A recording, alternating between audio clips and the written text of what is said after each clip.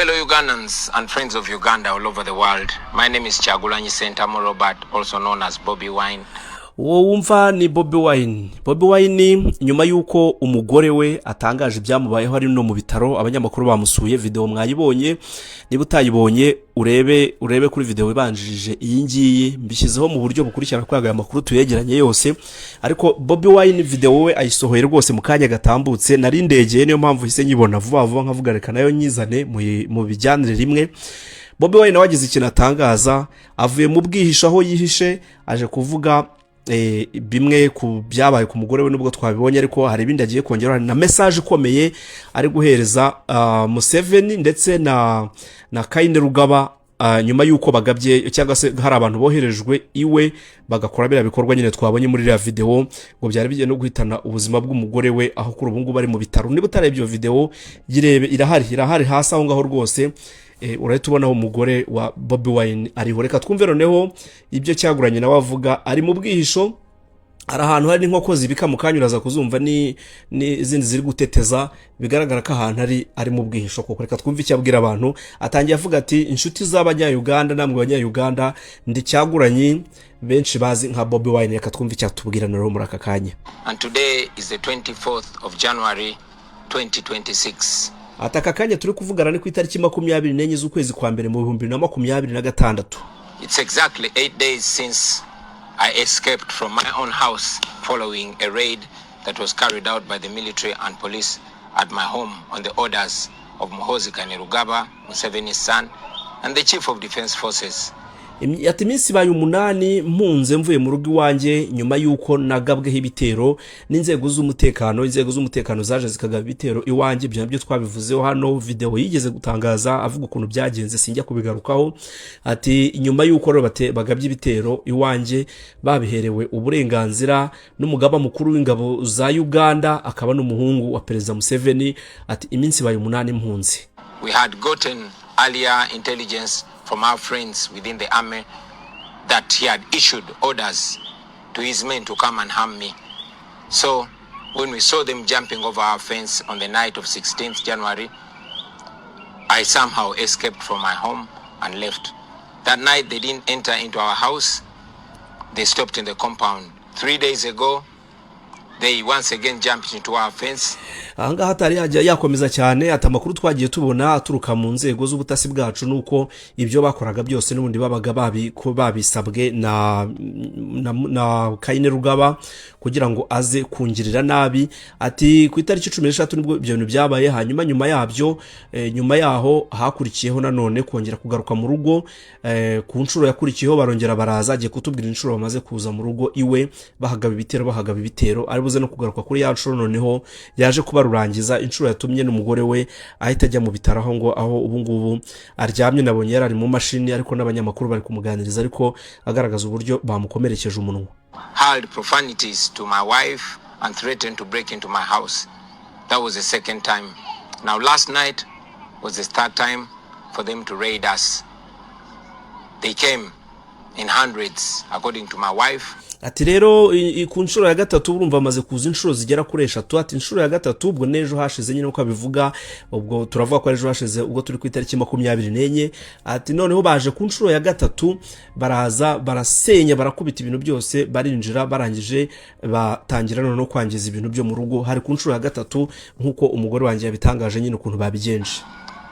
They broke every door in our house including those that were not locked. Ati baragiye basenya baca imiryango yose igize urugo rwacu barayisenya, meme n'imiryango itari ifunze na baragiye inzugi bazishikuzamo. They took away all our documents, from academic documents, land title deeds and all important documents. They took. Ati impapuro zose ibintu byangombwa byacu byose barapakiye baratwara, bahera ku byangombwa by'ubutaka tugira biba bibitsa aho mu nzu bizika abantu bafite UPI zabo mu rugo. Ati impapuro zacu z'ubutaka barazitwara, impapuro zacu amadiplome byose barapakira, ibintu by'impapuro byose dufite amadokima yose y'ingenzi umuntu ababitse mu rugo iwe yose barayapakiye barayatwara. Every gadget, phones, chargers, they took our internet system, They even took all the laptops, including children's school laptops. Akantu kose rero gafatika k'igikoresho kiri aho ngaho cyane cyane bira electronique byose bapakiye, amatelefone bapakiye, amaraptop bapakiye, laptop y'abana bigiragamo bapakiye, akantu kose amacharges, ibintu byose babipakiye, nta kintu kimwe basize. No muri video y'umugore yari yabitubwiyeho, ariko reka naha tubyumve, ubwo turaza no kugera kuri message y'umugabo mu buryo bwihariye kuko agiye kubivugaho mu kanya. Ati ibintu byose babipakiye babijyanye. They also took away our CCTV camera system and destroyed anything that they could destroy, broke glass and cut even our chairs. Ikindi kirenze no kuri ibyo turetse kuba batwaye n'ama CCTV system yabo by'amakamera nyine babijyanye nabyo, atari ko bangije buri kintu cyose gishobora kwangirika, bakubitaguye, bamenaguye ibirahure, bamenaguye inzu yose, bayihinduye uburere, ati no kugeza nubwo bagera no ku ntebe zacu bakazikebagura, menya barimo bashakamo ibintu bishobora kuba bihishemo mu ntebe, ati intebe bazicagaguye babihinduye uburere. They put my wife on gunpoint, demanding that she shows them where I was. Ati umugore wanjye bamushyize nko kuri ndabyemeye, ubwo ni bamutunga imbunda, nubwo umugore ntago yageze abivuga muri bimwe nabagejejeho mbere, ariko ati ibyo bintu byabaye, barimo baramubaza ngo umugabo wawe ari hehe, ugomba kudusobanuraho umugabo wawe ari. They even forced her to remove the passwords from her phone and our laptops, but she refused. Bamusabye yuko yakura mot de passe muri telefone ye ndetse no mu laptop yose bari begeranyije, ariko yabahakaniye yanze kubikora.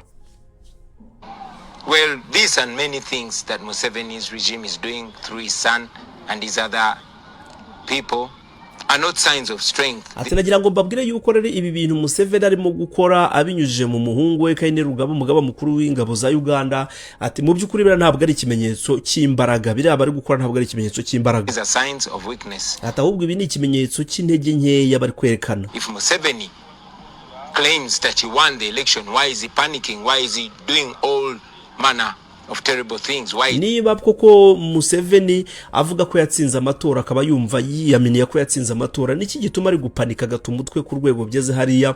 Niki gituma arimo gukora ibi bikorwa byose bibi byo guharasinga cyangwa se kuba yababaza abantu? Niki kiri kubitera niba koko yumva afite confidence ko yatsinze amatora? Is he harassing people? Why is he harassing me and my family? Niki gituma arimo arantesha umutwe? Niki gituma arimo arankira ku nkeke? Niki gituma ari gushyira ku nkeke umugore wanjye? Niki kibitera? The signs of shame, those are signs of illegitimacy. Ati ibyo ngibyo ni ikimenyetso cyo cyakagombye kuba ari ikimenyetso cyo gukorwa n'isoni, ni n'ikimenyetso cy'uko ari ubutegetsi butemewe, n'ubutegetsi rwose budakwiye, bari ku butegetsi batabigomba.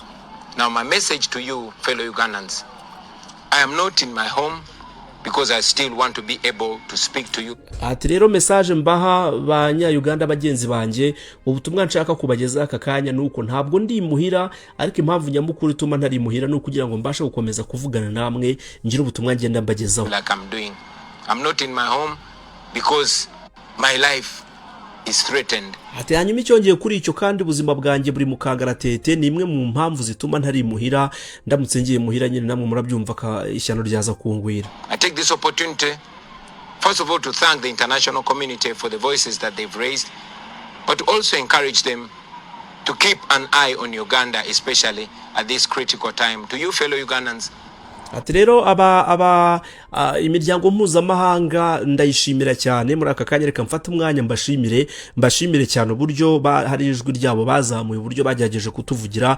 Gira ngo hari imiryango mpuzamahanga mwagiye mubona ivuga iti ibintu biri kuba muri Uganda ni iki, ibintu biri kuba hari ukubera iki, ibitangazamakuru mpuzamahanga byaje kumusura uyu Bobi Wine ahantu yihishe, ntumbaze ngo babwiye ni cyane, ariko burabasanga yarabarangiye bakaza.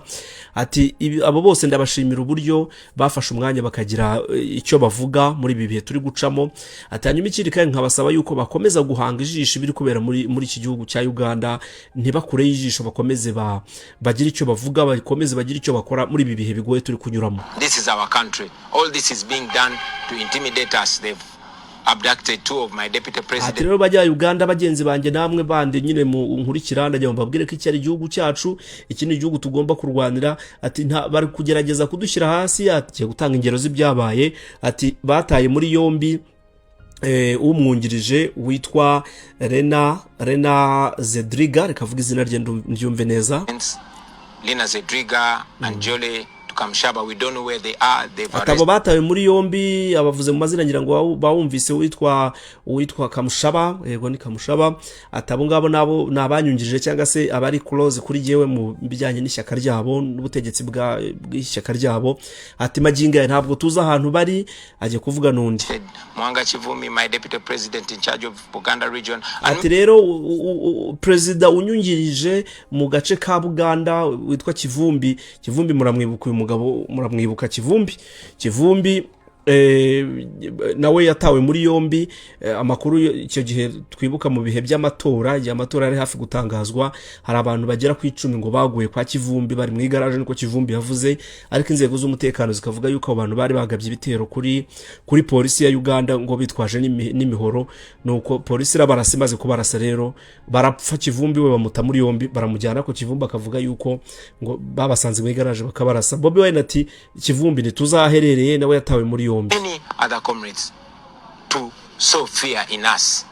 I encourage you to be strong, to be smart, to be creative. Atabo bose rero barabagiye babata muri yombi kugira ngo bakomeze kudutera ubwoba, baduhinge mu ubwoba tugende tubibikanje. Atubwo rero banya-Uganda ndabasaba yuko mugomba kuba smart, mukaba abantu bakora ibintu mu bwenge, muba abantu bari creative, mukora ibintu mu buryo burimo udushya. Iri jambo kuba creative ndumva akunze kurivugaho cyane. N'ubushize muri video y'ubushize yavuga ati mube so creative. Kuba creative yaravuga ngo ntimwigaragambye mu buryo buri primitive bwa muri tumenyereye bw'abantu bajya mu mihanda bagatwika bagasenya, ahubwo mufata amadarapo ya Uganda mugende muyamanika muyazamuye abantu babibone. Abandi mwange kujya ku kazi, mugire bimwe bita bari journée de ville morte, donc ntimujye ku kazi, mwange imirimo n'ubundi buryo bwose buri creative nibwo ari kubasaba, hanyuma ibintu bigende neza cyane. These people are not as strong as they purport. Wazumvise za nkoko nakubwiraga niba atari dendo, za dendo zitangiye kuvugiramo, bigaragara ko ahantu yibera ari mu bice birimo ubworozi. Ati rero aba bantu ubwo nukuvuga ubutegetsi bwatsinze bwa Museveni, ati ntabwo ari abanyembaraga nkuko abantu babitekereza, nta mbaraga bafite, icyo bafite no gukura abantu umutima gusa. And indeed they are not as smart as they are. They failed to find me for 8 days. Ati rero ikindi kintu bagomba no kubanza bakamenya cyangwa se namwe mugomba kumenya nuko aba bantu nta nubwo bari smart, ntabwo ari abanyabwenge bihagije. Ati n'ikimenyimenyi ubuse ko iminsi 8 ishize yose batari bamenya ahantu ndi, ubwo bwenge bwabo bukora bute? Iyo baza kuba abanyabwenge bakagombye kuba baramenya ahantu ndi. Uyu mugabo yagibyo yivugisha umugabo we, reka dutegereze tuzarebe. Atariko aba bagabo nta bwenge bwabo cyangwa se aba bantu nta bwenge bwabo. I also tell you that we must never give up. Uganda is our country and we must fight and liberate it. Ati rero ikindi nshaka kubabwira nuko tutagomba kubivamo ngo tumanika amaboko ngo tuvuye ngo biranze. Uganda ni igihugu cyacu, ni igihugu tugomba kurwanira, ni igihugu tugomba kubohora. Buriya kubwenga igihugu kiraboshye, buriya kiri mu ngoyi. Ati ni igihugu tugomba kubohora, tukakibohora tukagiha ubwigenge, kandi ibyo ngibyo bizagerwaho. I will resurface at an appropriate time to forward our struggle. In the meantime, I'm not home because I'm trying to keep safe, I'm trying to keep alive, and I want to keep communicating to you. Ati rero igihe kizagera njya habona nzigaragaza mu gihe gikwiriye, kandi ntabwo ari igihe cya kera. Atariko kugeza akakanya ati nzigaragaza no muri nze dufatanye urwo rugendo rwo gukomeza guhangana no guharanira ibi turi guharanira. Atariko akakanya ndakomeza mbe mu bwihisho, ndaza kuba nihishaho nihishe kugira ngo nkomeze kuba muzima, ariko kandi nkomeze kugenda mbagezaho ubutumwa butandukanye numva nifuza kubagezaho. We shall overcome, we shall be free. Ati rero tuzatsinda, tuzidegembye, tuzagira ubwinyagamburiro, tuzaba free. People power, our power. Ati rero imbaraga z'abaturage ngizi imbaraga zacu. Bobi Wine ni wonguwo, iyo ni message yagejeje ku banya-Uganda. Nanjye ubwo nyibagejeho nk'amakuru, ariko muri video nabahaye ubushize abantu bakozeho comment cyane bavuga batari ko Bobi Wine uri koshya abantu ngo bagende birohe mu mihanda babakubita amasasu n'akazi kawe. Ati none niba uri imirimbanyi ko waje ugatanga urugero rw'ukuntu bajya mu mihanda, wavuye aho mu bwihisho urimo urashora abantu ngo nibagende, ugiye kumera nka perezida wa Gabon. Perezida wa Gabora wa undi bigeze guta muri yombi bakamufungira muri basement hasi, ubundi agafata akavideo avuga ngo people make noise, byaje kurangira nta noise bateye. N'aba baturage nabo rero ngo Bobi Wine arimo arabwira ngo nibajye mu mihanda, hari abantu bandikaga muri comment bavuga bati abanyepolitike bazi kuboshya ubwo rero baboshye mugende mujye kwikarakasa mu mihanda bakubita urusasu, niba bakubita urusasu agaruka avuga ati badasiye abantu atari kundashishikariza n'abandi ngo mwongere mujye mu mihanda, bati nawe vayo utanga urugero. Nababyumva gutyo, ariko abandi bakabona yuko biri ngombwa yuko akomeza gukomeza kubakangurira kuba bajya mu mihanda, cyangwa se bakomeza kurekarama ibyo bavuga ko barekarama, kuko ngari uburenganzira bwabo. Abanyapolitike bari ku rwego rwo hejuru ntabwo bajya mu bikundi ngo bajye kwigaragambya, ahubwo batanga amabwiriza, bagatanga n'umurongo, abantu bakajya mu muhanda kwigaragambya. Ngayo ngukorera ibya Bobi Wine nuko byifashe. By'umugore we mwabyumvise, niba utabyumvise urebe video yabanjije ngiyi, iriho ifoto iriho umugore we Bobi cyaguranye, ariko nayihuje na General Muhozi, uhita ukandaho uyirebe wumva ibyamubayeho ijoro ryose. Byo bimeze nka filime. Ubu bwa ubutumwa bwa Bobi Wine. Mugire ibihe byiza, mwakoze rero. Beacon of Hope Magazine tuba turi tayari kubagezaho amakuru. Nawe icyo usabwa no kuduha subscribe, umbwirire n'undi muntu utarakora subscribe uti kora subscribe, tubane muri ubwo buryo. Thank you.